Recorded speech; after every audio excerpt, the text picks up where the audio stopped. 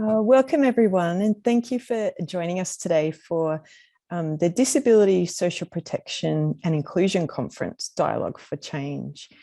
To begin with, I'd like to acknowledge the traditional owners of the land on which I'm speaking from today. We pay our respects to elders past and present and acknowledge their deep and connections to land, sea, culture and community.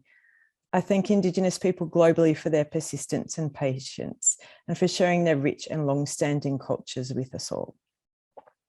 So my name's Felicity O'Brien. I work in the social protection section in the Department of Foreign Affairs and Trade, and I'll be moderating this first session for us tonight, the opening session. We have a very tightly packed agenda, so I'll be strictly keeping everyone to time tonight. We will have international sign language interpreters and captioning along the bottom of the screen. And you can also click on the interpretation button at the bottom of the screen if you would like to have captions in another language. If you do have any questions while we have our speakers speaking, you can use the question and answer feature. And we can answer questions throughout the session. If there are any at the end that haven't been answered, we can answer those by email afterwards. The chat is also open for any comments or technical issues that you're having. So just a reminder that this conference over the next 2 days is going to be recorded, and the recordings will be available on socialprotection.org's page and also on their YouTube channel in the next week or so. Please also check the event agenda and join any other sessions that are on over the next 2 days. We have some very exciting sessions for you to take part in. The networking area will also be open throughout the whole event and for 2 hours after each of the sessions end. The audience can join the networking event by clicking on the link on the top of the menu. The event page also has some virtual booths with projects related to social protection and disability, and you can have a look at those. And there are some specific sessions and networking and discussion areas to have a look at too.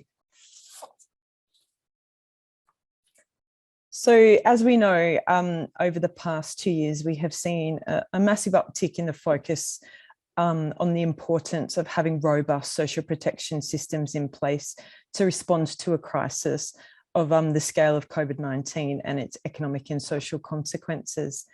Social protection is also, as we know, a key support for people with disabilities to ensure that their rights are being considered under the Convention on the Rights of Persons with Disabilities. So we need to make sure that both mainstream and the specific schemes to cover the extra costs of disability are in place to realise our rights. There's still a lot to do, and in the conference over the next 2 days, we want to do a bit of a stock taking of where things are at and where to next. So let's move to our second speaker, Dr. Srinivas Tata, who is the Director of the Social Development Division from the United Nations Economic and Social Commission for Asia and the Pacific, otherwise known as ESCAP. Over to you, Srinivas. Thank you very much, Felicity. It's indeed a great honor for me to be on this distinguished panel along with other distinguished panelists. So, distinguished participants, colleagues, and friends, I bring you warm greetings from Bangkok in Thailand, where it's 8 o'clock in the night, and I know many of you from all parts of the world it's early morning, maybe late at night, or maybe in the middle of the day. But this is it's a distinct pleasure to join you at this unique global conference on enhancing social protection for persons with disabilities, which is co-organized with a large number of organizations, especially organizations of persons with disabilities, as well as partners from the UN system. We all know, and I'm preaching to the converted here, I realize that an estimated 15% of the world's population live with some form of disability. In Asia Pacific, our region, this translates to more than 690 million people, many of whom experience significant barriers to full and effective participation in society. Inclusive social protection plays a critical role in ensuring that persons with disabilities can enjoy an adequate standard of living and fully participate in development processes. However, only 21.6% of persons with severe disabilities receive disability cash benefits in the Asia-Pacific region, which is much lower than the global average of around 34%. Mainstream social protection schemes are often inadequate, inaccessible, or unavailable for persons with disabilities. When disability-specific schemes exist, the benefit levels are often insufficient to cover the cost of living with the disability. Moreover, concepts such as incapacity and unemployability still constitute key elements of the eligibility criteria for disability benefits in many countries, which provides a great challenge for persons with disability to kind of navigate these barriers. And I repeat something that we have all known, but it's worth stressing that this pandemic has further created further challenges and kind of exacerbated the exclusion and the inequality faced by persons with disabilities. They are more likely than others to be excluded from COVID-19 emergency and recovery support, and social protection coverage gaps between persons with and without disabilities could be widened if social protection systems are not inclusive. In this context, it's more important than ever to increase access for persons with diverse disabilities to social protection schemes. Today, there's an urgent need to take stock of the progress made and the lessons learned regarding disability-inclusive social protection, and to rethink how to better design and implement social protection policies and programs for persons with disabilities. Colleagues and friends, ESCAP is unwaveringly committed to advancing disability-inclusive social protection in the Asia-Pacific region. We're also extending support to a number of countries in this regard. Recently, we entered into a partnership with the government of Bhutan to mainstream disability perspectives into its social protection policies and programs. Moreover, together with the UN, CRPD, ILO, UNICEF, and other partners, ESCAP is supporting the provincial government of Batangas in the Philippines for strengthening its disability assessment mechanism. In addition, we have also developed an analytical policy guide that explains the importance of why social protection should be so critical for persons with disabilities and to promote and protect their rights, and introduces key concepts and schemes that are necessary for disability-inclusive social protection. It is our hope that with successful implementation of these initiatives, persons with disabilities could have better access to social protection benefits across the life cycle through a mixture of contributory and non-contributory schemes. And we also hope that experience and good practices could be shared with a wide range of stakeholders, especially in forums like this, for potential application and adaptation. This year marks the conclusion of the Asia-Pacific Decade of Persons with Disabilities, 2013 to 2022.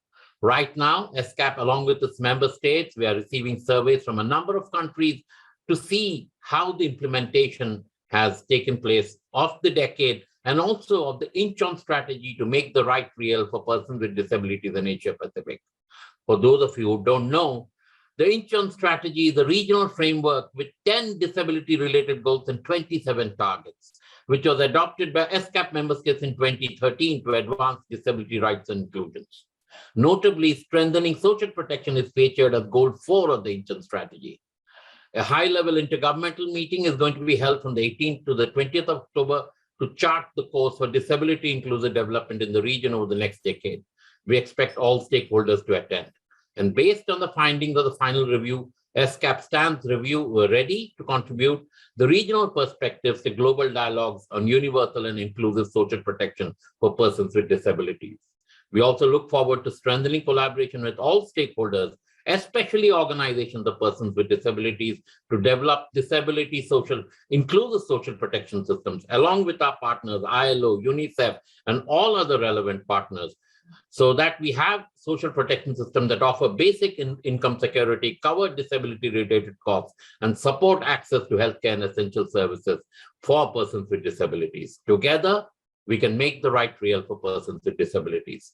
Thank you, and let us wish ourselves in this conference a great success, and I'm really looking forward to the discussions. Thank you, Madam Chair. Thank you so much for that beautiful, warm welcome. Now, we'll move on to our next speaker. So presenting Shahra Razavi, who is the Director of the Social Protection Department in ILO. Thank you very much, Felicity. Good afternoon, good evening, good morning, colleagues. Warm greetings from Geneva.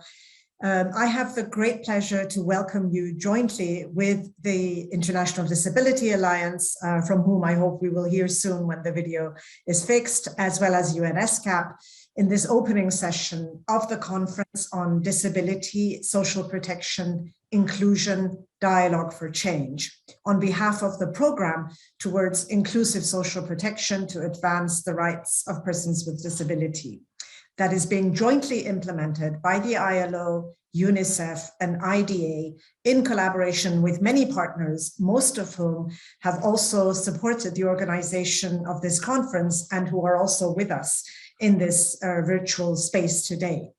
Now, Ola Abu Ghraib from the United Nations Programme for Rights of Persons with Disabilities, UNPRPD, was supposed to deliver these welcoming remarks, but unfortunately, she could not do so herself for health-related reasons. Now, UNPRPD has provided the financing for this program that was launched following the first Global Disability Summit and the adoption of a joint statement on disability and social protection in 2019. The joint statement, as many of you will know, documented the consensus reached on what countries should do to be able to leverage social protection systems for the inclusion of people with disabilities. As the next step, through the program, the aim was really to better understand how this consensus could be achieved. And therefore, the program focused on documenting diverse country experiences and also collecting evidence, as well as strengthening the capacities on designing and implementing social protection for disability inclusion. And the program was, of course, jointly implemented with organizations representing people with disabilities. Indeed, the International Disability Alliance has been a very strong partner throughout the life of this program.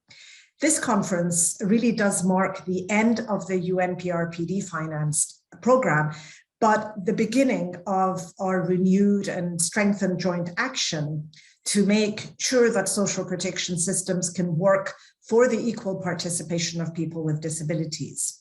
The program contributed very importantly to closing some of the knowledge gaps and developing important guidance in this regard.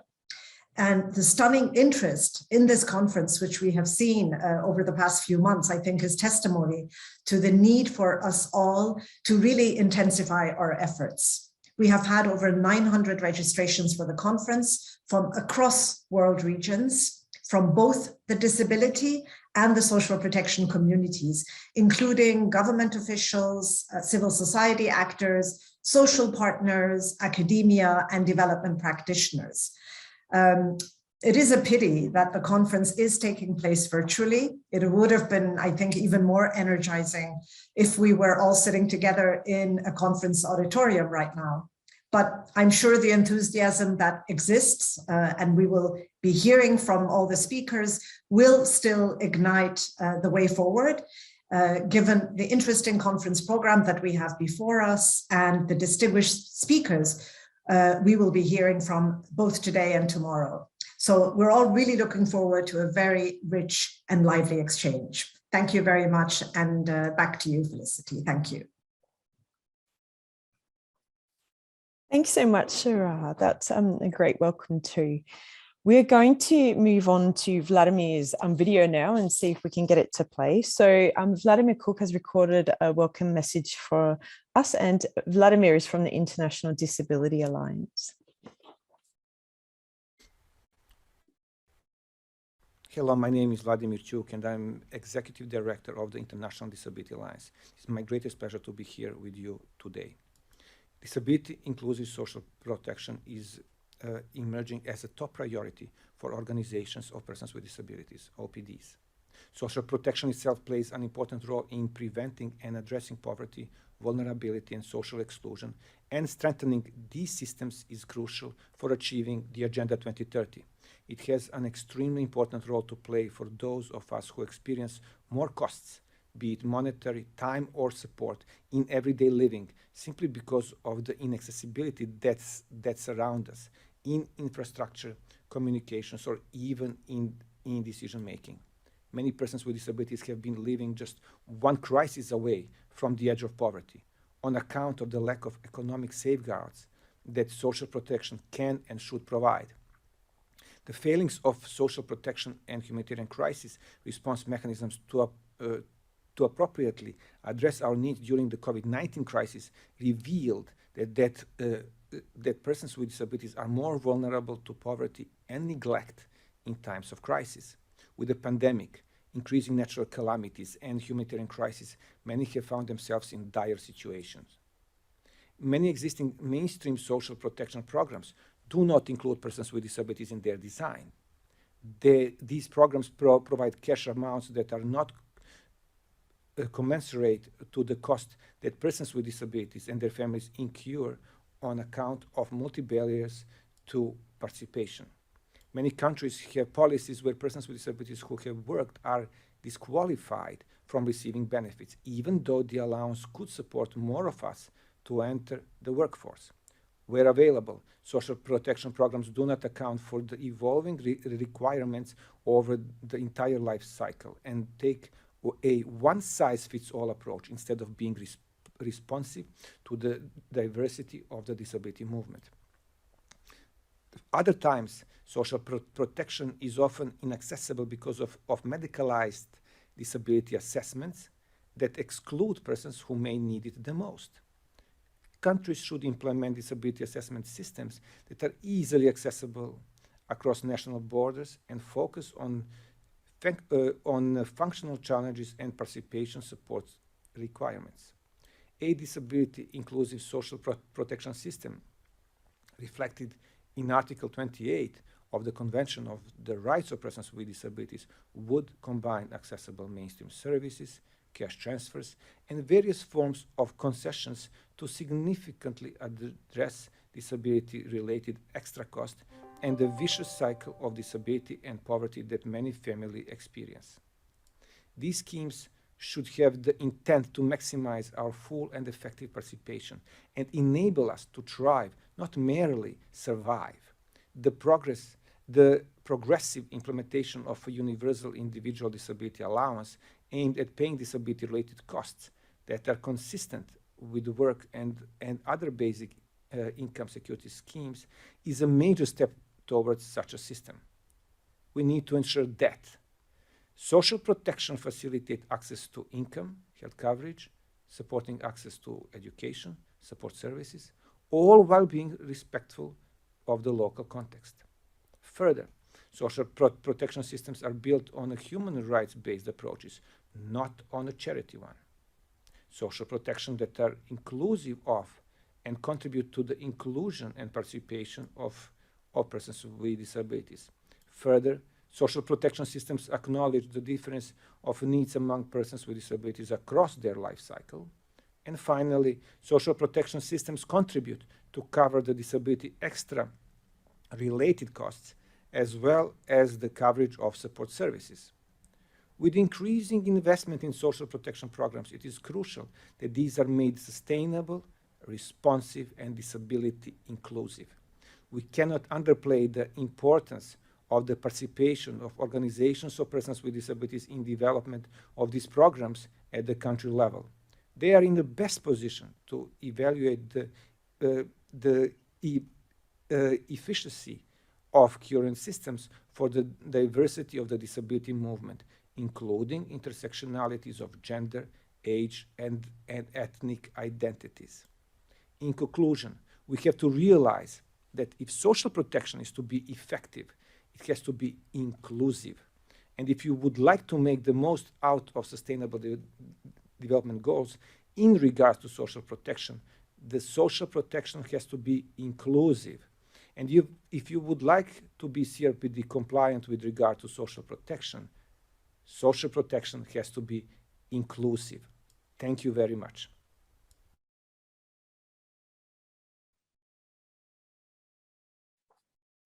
I'd like to thank all our introductory speakers for their very warm welcome to the conference.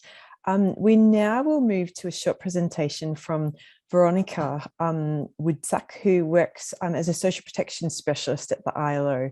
She's going to give us a presentation on sort of the global stock taking and normative framework. Thanks, Veronica, over to you. Thanks, Felicity. Can we go to the start of the presentation, please?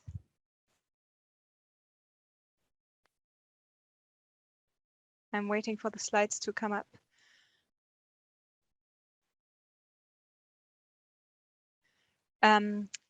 So the framework of international social security standards and the Convention on the Rights of Persons with Disabilities provide a strong basis for what we can expect from social protection systems regarding their inclusivity and their contribution to inclusion.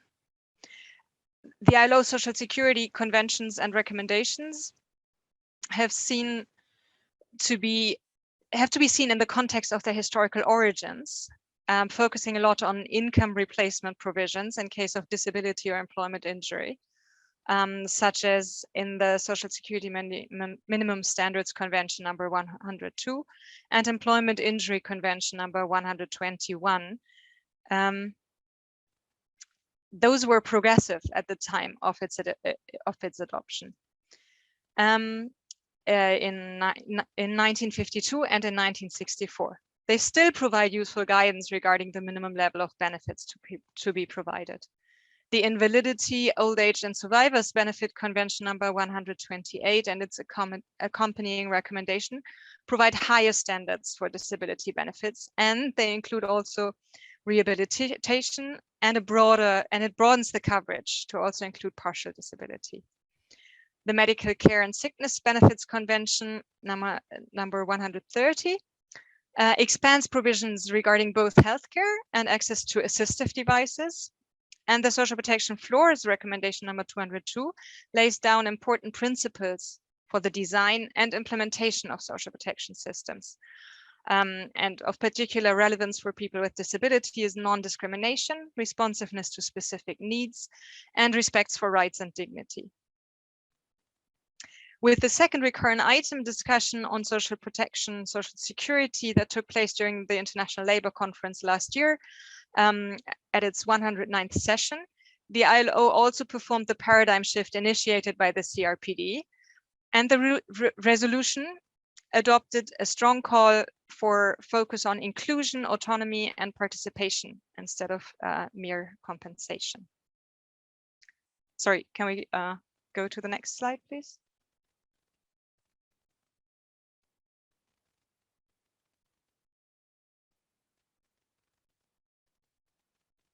And the next one.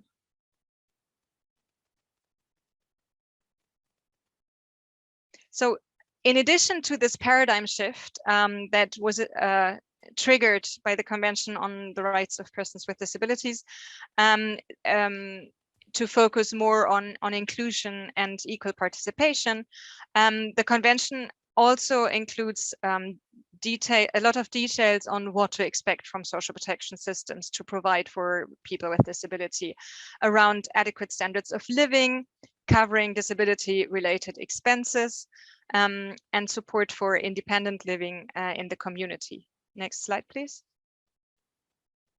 There are also provisions to support children, particular attention to women and girls, and of course, the importance of meaningfully consulting and involving people with disability through their representative organizations in the design, implementation, and monitoring of social protection policies and programs. Next slide, please. So, based on this normative framework provided both by the International Security Standards and the Convention on the Rights of Persons with Disability, in 2019, a group of agencies adopted the joint statement that clearly defined what we would like countries to do in terms of social protection that works for inclusion of people with disability. And on the slide, you see the key points that summarize universal disability support for goods and services, a focus on participation and inclusion rather than incapacity to work, being sensitive to the diversity of needs, having a disability assessment that account for support requirements, ensuring both inclusive mainstream schemes as well as disability specific schemes, and of course, participation of organizations of people with disability. Next slide, please. So in a nutshell, I think there are 4 key functions that we would like social protection systems to perform for people with disability. Ensuring basic income security, first of all. Secondly, covering healthcare related costs, including early intervention, rehabilitation, and assistive devices. Thirdly, covering disability related extra costs and access to support services. And then finally, facilitating access to complementary services such as childhood development, education, economic empowerment programs, etc. Next slide, please. However, if we compare the reality that we currently face to that vision of what social protection systems should do, we still have a long way to go. We will hear a lot during the conference, I think, still about lack of satisfactory data, but from the data that we have available, the picture that we can paint is that legal coverage of people with disabilities shows that 70 countries have disability-specific non-contributory schemes. The majority of them are means tested, but there are 32 programs that are not means tested. The vast majority of countries, 148, have social insurance schemes, but very often with low coverage. And these are often still working in an incapacity to work paradigm. Overall, mainstream social assistance still plays a key role for many people with disabilities, and it's often the only benefit that they can access, but they also face a lot of barriers to access mainstream schemes. Next slide, please. Now turning to the effective coverage, from the data estimates that we have available in the World Social Protection Database at the ILO, it seems like 33.5% of people with severe disabilities receive a benefit. So there are huge coverage gaps. Some countries are working towards universal provision for people with disabilities, but this is still more common in higher income countries, but also middle income countries and lower income countries increasingly make progress in this regard.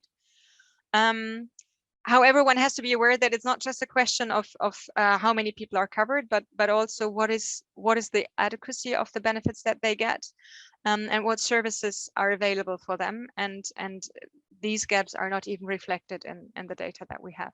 Next slide, please.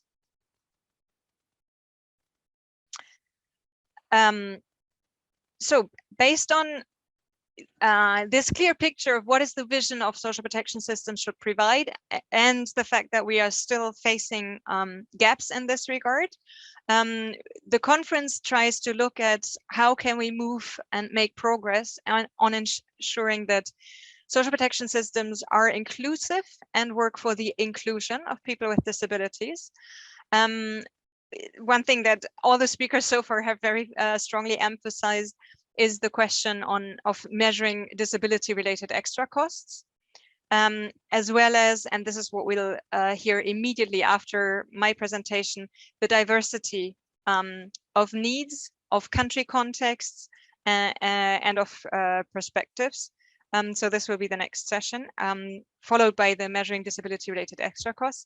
And then there will be a parallel session to discuss, on the one hand, cash transfers, and on the other hand, access to healthcare. And that will end the conference for today. Tomorrow, we will continue by looking at, in addition to cash transfers, what is needed across the life cycle.